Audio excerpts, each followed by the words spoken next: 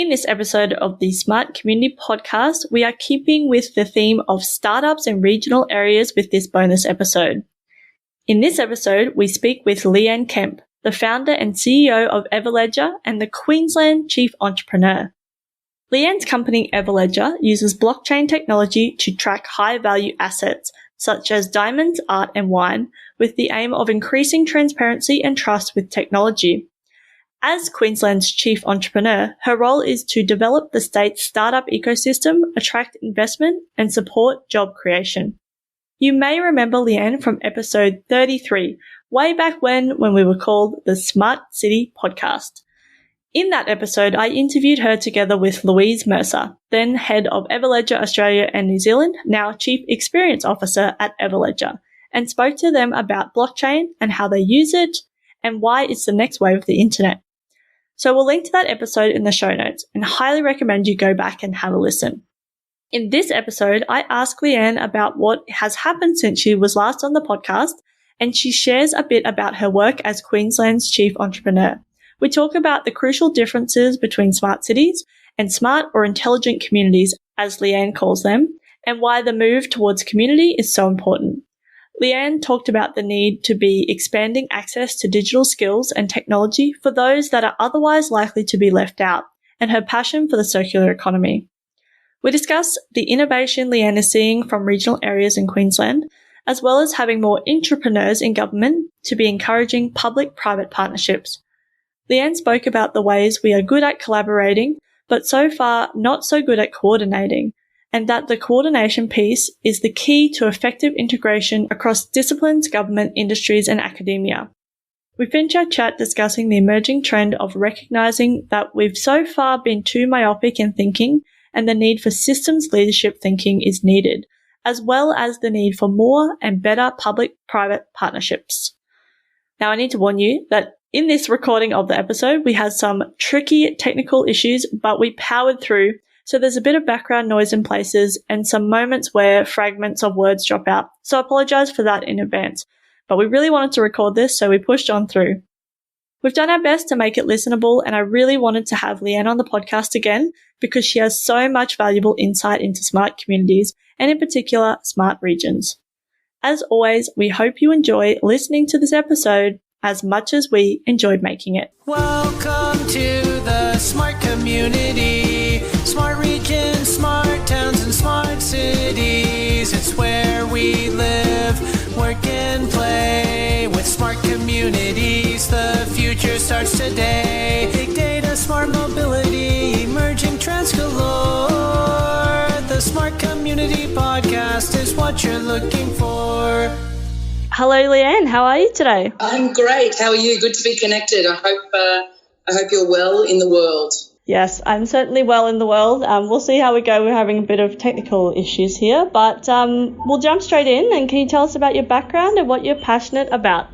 Well, my background has been in a series of different disciplines of technologies over the better part of the last 25 years, and I've been blessed enough to be able to create a number of businesses out of being curious to solve certain challenges or problems that exist. So I guess I'm passionate about being curious, if I was to dull it down into one very simple sentence. That's awesome. We've been talking a lot about creativity and curiosity and the future of work, and particularly in our regional areas as well. So I'm really keen to dive into that a bit more. But can we start with what sparked your interest in this kind of smart community space? Look, I think as communities and citizens, we're starting to really question the how we're living. Probably most of us know why we live in the places that we live, but the large questions that we're asking ourselves is the how we're living in that city and the relationship we have with each other under social contracts around ensuring we have a pledge for a better way of living, a lifestyle. And smart cities, for me, when we start thinking about coupling technologies together, is a way to be able to understand how we just make cities work better for us as communities and as citizens. Yeah, no, that's awesome. And I've been thinking about this a lot as well. You came on the podcast in your episode 33, back when we were the Smart City podcast. So tell us what's happened since then. I think it was last year sometime. So you've done some amazing things in the meantime. Well, I guess last year when we were on the podcast, I wasn't Queensland's chief entrepreneur, and so having the insight within how governments work and local authorities and cities themselves has really been an enlightening learning journey for me over the past year.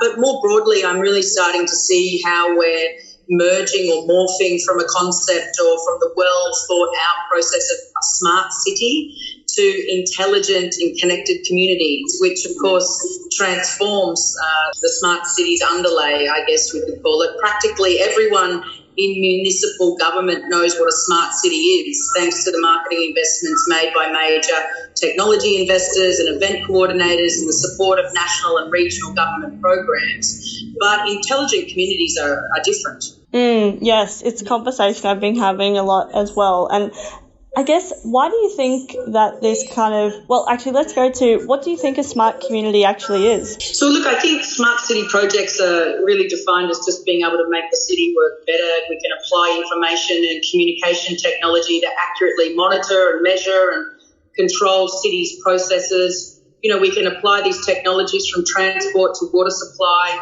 look at the location of city vehicles to the performance of electric grids. And smart cities are about saving money and becoming more efficient and delivering a better service to the taxpayer and the citizens. But intelligent communities are different, and they seek out to make better cities, you know, to place large and small, urban and rural, and where citizens and employers want to thrive and really prosper in the broadband economy that exists. And no truer of that statement, of course, is rural and regional Queensland. So I think intelligent communities adopt technologies, but they don't make it their entire focus. Instead, they find vision-driven, community-based, technology-smart solutions to the most urgent of problems that exist for the community or for the citizens. So I think that's really the transformation effort that's being undertaken. Some of it is looking at the theories around what that is, and others is understanding that technologies are actually a part of the enabler, but without a vision-driven focus around what would the world look like by 2030 or 2050, and will those technologies be mature enough to be the supportive and connective tissue, then yet again we're probably only looking at it in the binary. And I guess you've started to answer this already, but why is this so important? Look, I think cities and communities are embracing the fact that broadband and IT infrastructure is really something that needs to be focused on to be competitive. But they know it's only sort of a means to an end. So more of the energy is going into developing a workforce able to do the knowledge work, which to me is a very exciting piece of work that's being undertaken, and I'm seeing that in various fidelities across Queensland. You know, more and more effort goes into crafting an innovation ecosystem where businesses and governments and institutional partners can create high-quality employment and also meet the desperate social needs of the community. So we need to really be putting more emphasis and being placed on expanding access to digital skills and technology for those that otherwise are likely to be left out. And I'm really conscious of, you know, federal policy that calls out in a super early stage 100-year living policy. The UK does this well. They've clearly identified artificial intelligence as that northern star. And imagine where rural and regional Queensland would be if in 1989 or in the 90s the policymakers called out the web or the internet or broadband infrastructure. I'm not sure that we would be seeing the last mile challenges that we have today across most of Queensland. But work needs to go into engaging citizens as advocates for programs, which is part of the work that I've been doing as chief entrepreneur over the course of the last 6 months in many of the regional towns in Queensland and also the Indigenous communities. Yeah, how about we dive into that? Tell us about some of the work that you've been doing across Queensland. I guess the better part of the work in the last 4 months has connected as far north as Cooktown, and I just returned to Brisbane last night from Quilpie and Roma and Charleville, which was a pretty exciting set of journeys. We've connected with Indigenous communities well, really understanding that innovation, the strategy that was put forward in innovation was, you know, a strategy that to me I liken to a tub of vanilla ice cream, but each of the regions has their own special set of knowledge and their own special set of natural resources and intelligence in those communities that could be advantaged. So I've been reaching across Queensland for the better part of the last year, helping to reform the 2.0 strategy for innovation, but also getting to the real core and essence of each of the communities across Queensland and giving them a sense of their own flavour. Some regional towns are rocky road, right? You know, they're not necessarily vanilla ice cream. They've got a bit of nuts in them and all sorts of great yummy marshmallows. But what a delight to be able to enjoy the diversity of the region, to be able to provide, you know, a real set of economic benefits, not only to that community in the next 10 years, but what could it look like well beyond 10 years as part of the big challenge statements that I'm putting out for communities to define for themselves. Yeah, cool. Can you tell us about some of the projects, you know, and things and programs that you're involved in and implementing across Queensland? Well, one sort of very mild, humble program is that we have men sheds across all of Queensland, and is there a way to transform those to smart sheds, bringing together the older generation and the newer generation and connecting new technologies, those that are born digitally native, and maybe there's ways to advance in manufacturing or micro factories. You know, the other part of the large work streams, there's no secret about my passion and the global work that's being undertaken for circular economy, waste to value streams, you know, micro factories and microgrids. All of these technologies and business concepts are being well formed globally, and we're able to, because of the tyranny of distance, we actually have an opportunity in every regional town and city, and even our major cities in Southeast Corner, to adopt parts of the thinking around circular economy. It's very clear that value is created, offtake agreements can be struck, and that waste to one company is actually seen as an input of value to another company or another making of a product.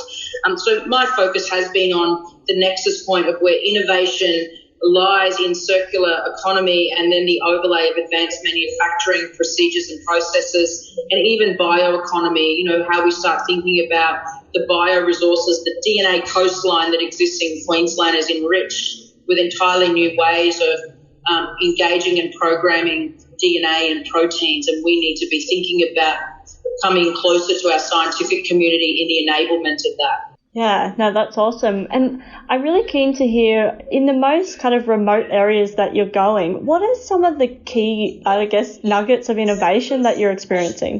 I'm seeing everything from testing new business models, and one prime example of that was how can farmers, you know, cohabit the land, which is rightfully theirs and they've owned it, with an oil and gas company that the offtake of that oil and gas company is a whole new base of water provisioning. And so that potentially could actually be a way to risk calibrate the water security problems that we're seeing across Queensland. And this was a very large part of the work yesterday in Roma to understand and to see actually this is no longer just a design-led thinking process that's sitting in universities. There's applications that actually sit in regional Queensland that are working, where farmers are now saying, yes, I'm certainly not drought-proofed, but I'm building drought resiliency. And so these are really great ways to Uberize or smart enable the way upon which we see our land or which we see our assets across diversification.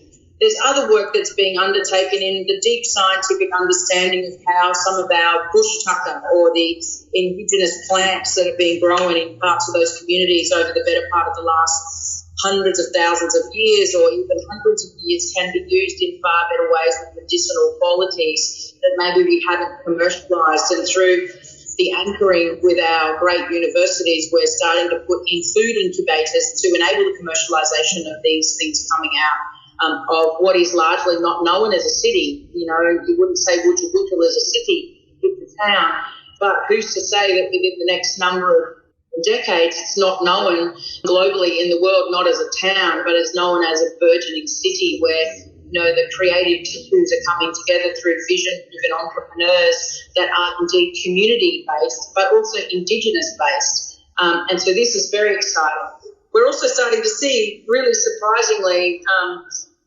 entrepreneurs within governments starting to break through in their systems leadership thinking, not necessarily looking up the chain to hierarchy, but how can they convene a really good formation of public-private partnerships to enable the things that government might be slow to do or can't do, but maybe private enterprise through the partnerships are able to accelerate forward. So it's a pretty broad remit that I have, so there's much to be done. Yeah, absolutely.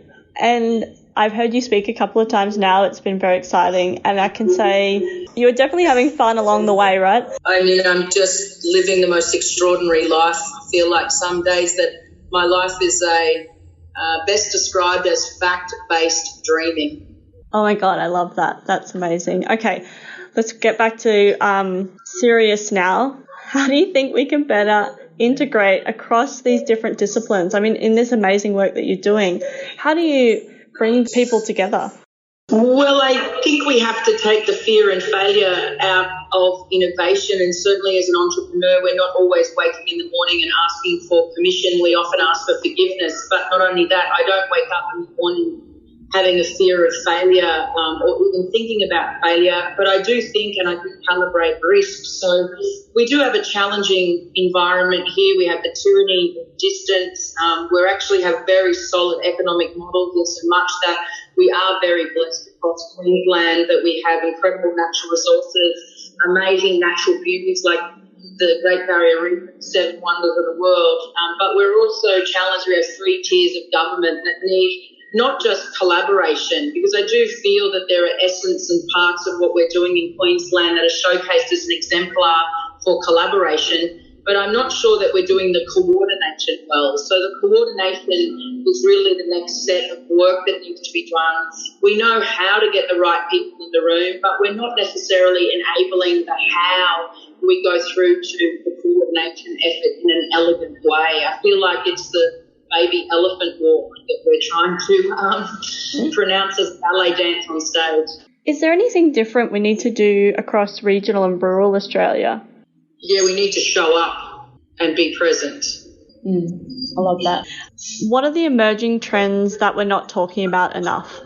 I mean, that's a pretty big question. So there are probably so many trends that we're not threading together. I think we're looking at it sometimes in a myopic view. So one parts of the world that is happening, of course, is many of the large countries in the world are closing their borders to waste, and a prime example of that is China. So everyone is talking about China's closed its borders to waste, and where do we put plastics now, and Malaysia and Indonesia, etc.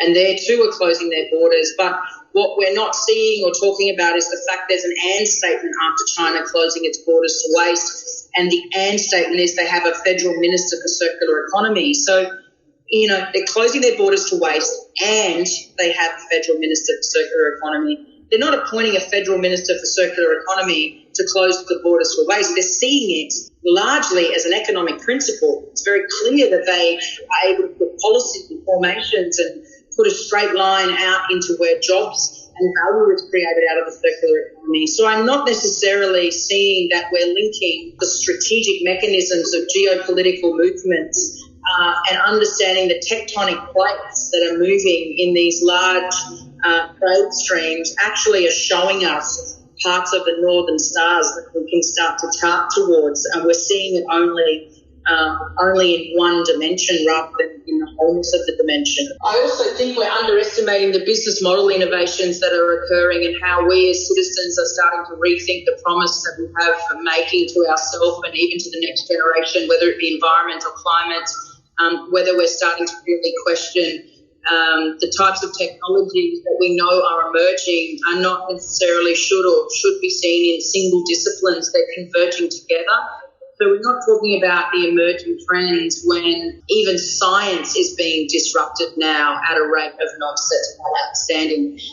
And we're not seeing that or talking about those emerging trends in such a way to understand how we show up in that space. And I think what I have been thinking about a lot is obviously with smart communities or intelligent communities, and then we've got the entrepreneurial space, drawing those parallels together, which is what you're doing, that, it's not one or the other, but they're actually trying to do the same thing. It's just about doing things differently, for the good of the people, I suppose. Yeah, it is about doing things differently, but we need systems leadership thinking to be invoked, and a part of that is how do we find a far better way to have public-private partnerships at a local level and a state level in Queensland, and is that maybe leaning out from parts of the world's examples of how good private and public partnerships work. If we're able to do that in a pre-competitive space with large corporates, then actually the private community might be the causation for the public sector to start fast following or even lead out in a creative way to see policy. We don't have and we haven't excelled in public-private partnerships at all in any showcased examples here. When I've been in regional Australia, I've found that there's lots more of these partnerships happening, not organically, but in a kind of more holistic way. Have you found that in your regional tours around Queensland? Yeah, look, I find that there's a desire and a willing, but there's this awkward disconnection, and I think the awkward disconnection is largely because it's not known and communicated or coordinated, and I think they're probably the pieces of work that need to be done more deeply and deliberately. Yeah, absolutely. Well, Leanne, it's been so awesome to chat with you. Thank you so much for coming onto the podcast again, and I really look forward to having a next conversation. Yeah, no problems, anytime. So, Leanne, how can people connect with you? So it's pretty easy. Queensland Chief Entrepreneur has a fantastic website. If you Google it, it'll come up probably at the top of the page. They have an engagement team in the office that answers inbound telephone calls as well as emails. We also have a Twitter page and an Instagram, so it's easy to follow and hop through the craziness of my travels both globally and locally and regionally. And then directly with me is on Twitter, and you'll see my handle, Leanne_Kemp, and I'm easy to find on LinkedIn. Awesome. Again, thank you so much for coming onto the podcast. And yeah, we'll see you at the next event. Happy days. Ciao, ciao for now. Thanks. Bye.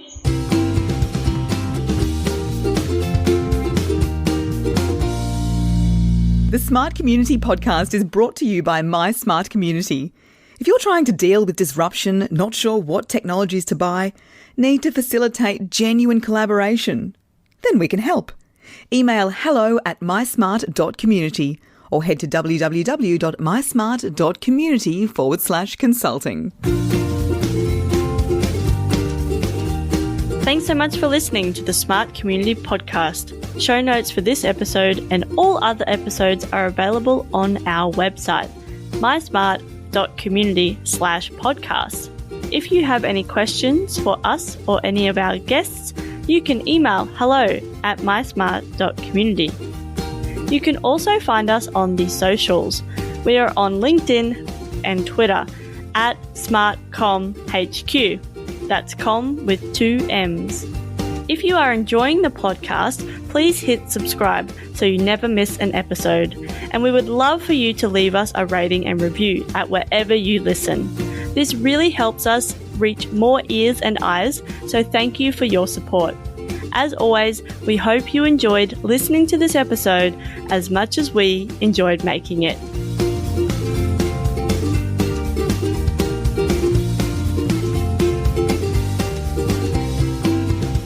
The Smart Community Podcast is what you're looking for.